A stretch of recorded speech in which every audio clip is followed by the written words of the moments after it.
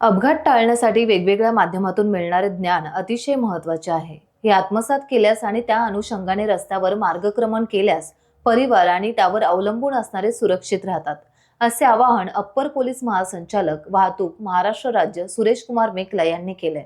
Police अधीक्षक महामार्ग सुरक्षा पथक रायगड परिक्षेत्र यांच्या वतीने रस्ता सुरक्षा अभियान 2025 राबवण्यात आले.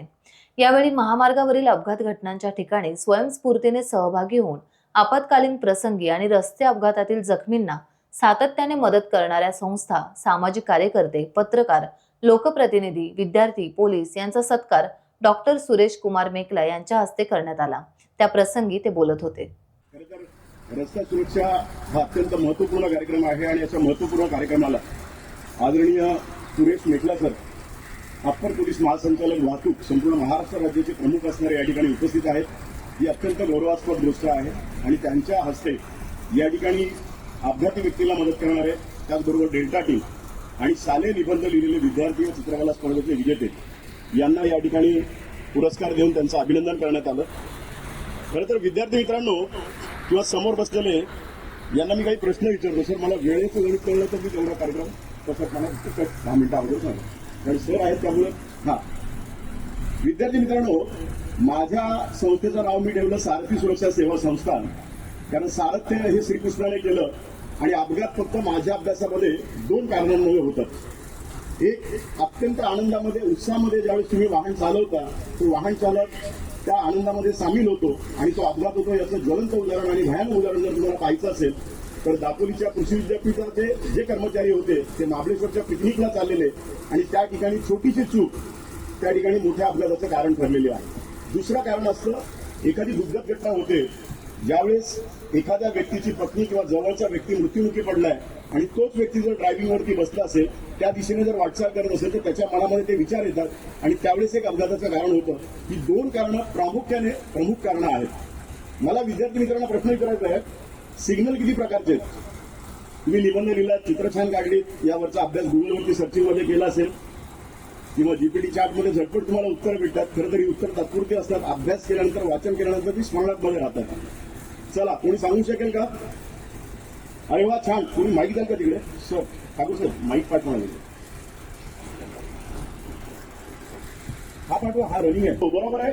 हिरवा म्हणतो जावा, बरोबर आहे. ऑरेंज म्हणतो स्टॉप लाईनच्या पुढे असं तर जावा, नाही तर अगोदरच थांबा. ते तुम्ही चुका करायच्या आणि पोलिसांना चॅलेंज करायचं. म्हणून पोलिसांनी काय केलं, मग नंबर केले त्या ठिकाणी 14, 13, 12, जेणेकरून तुम्ही अगोदरच थांबा, कोणाशी वाद घालू नका.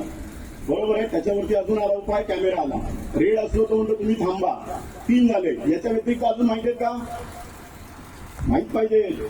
विद्यार्थी मित्रांना जास्त माहीत पाहिजे, कारण विद्यार्थ्यांची संख्या संपूर्ण भारतामध्ये गडकरी साहेबांनी सांगितलेल्या आकडेनुसार 10,000 विद्यार्थी रस्ते अपघातामध्ये जात आहेत. खरं तर या ठिकाणी हा सोहळा, आनंदोत्सव वगैरे हे शब्द न वापरता आपण सातत्यपूर्ण प्रयत्न करून 1.5 लाखाऐवजी यावेळेचे अपघात 1,80,000 झाले. म्हणजे अपघातांची संख्या वाढलेली आहे, त्यामुळे गांभीर्य वाढलेलं आहे. पोलीस काय करतात? तुमचं फक्त रिव्हिजन करून घेतात. सातत्यपूर्ण काम करणं आपलं आहे. खरं तर पोलिसांचं काम आहे वाहतूक सुरळीत करणं. अपघात हा विषय सांभाळणं नाही. तरी सुद्धा 12:15 वाजता आता पहिला पुरस्कार ज्यांना देण्यात आला, महाडच्या भागामध्ये त्यांनी काम केलं. रात्री 12:15 वाजता त्यांची ड्युटी नसताना त्या ठिकाणी त्यांनी ड्युटी निभावलेली आहे आणि लोकांना मदत केलेली आहे. चला, सिग्नलवरती अजून पुढे कोणी जाईल का?